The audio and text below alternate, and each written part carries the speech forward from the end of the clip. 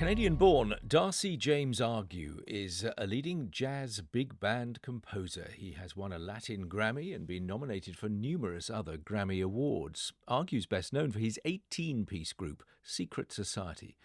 On their latest album, Dynamic Maximum Tension, his compositions pay homage to some of his key influences. They include the American architect, inventor and futurist Richard Buckminster Fuller, the British World War II codebreaker and computer pioneer Alan Turing, and the Hollywood actor Mae West. Darcy James Argue told Weekend's Martin Venard what it was about those people that inspired him.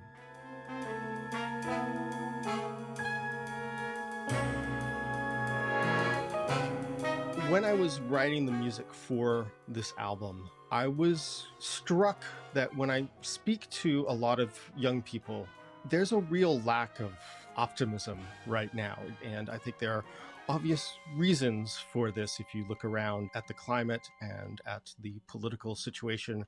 And so when I was thinking about sources of hope, I kept coming back to figures like Buckminster Fuller, like Alan Turing, like Mae West, who had this incredible vision of how the future could be different.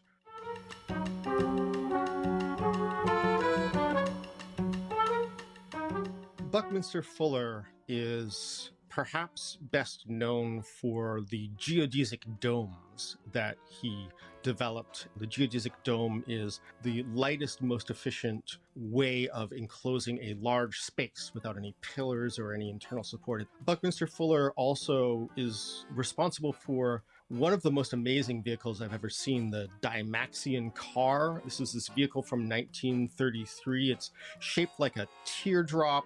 It's a front-wheel drive car, but steered from the rear wheel like a boat. It's a three-wheeled vehicle. It had a periscope even, and it seated 11 passengers, could go 120 miles an hour in 1933. You see footage of it driving down the streets of New York. It looks like something out of a time machine.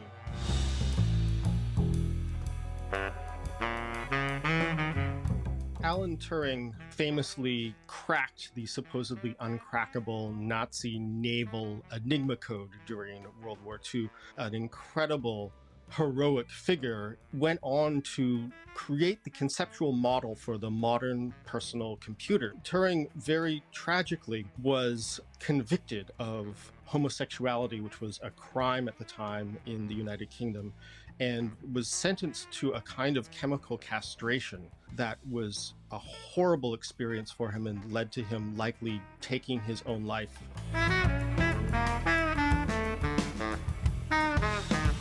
What I think is so interesting about Mae West is that she has a career that spans multiple eras. She began on the vaudeville circuit, and then she transitioned to Broadway, where she had a play that was just called, very forthrightly, Sex, that led to her sentenced to 10 days in prison for corrupting the youth. Then made the transition to Hollywood, where she stole everything but the cameras and the microphones, according to her co-stars. She very quickly became the highest paid person in Hollywood. There's a famous story where she's negotiating her contract with the head of Paramount Pictures, and he asks her, "How much do you want?" And she says, "Well, how much do you make?" And then she says, "I'll take $1 more." And she got it.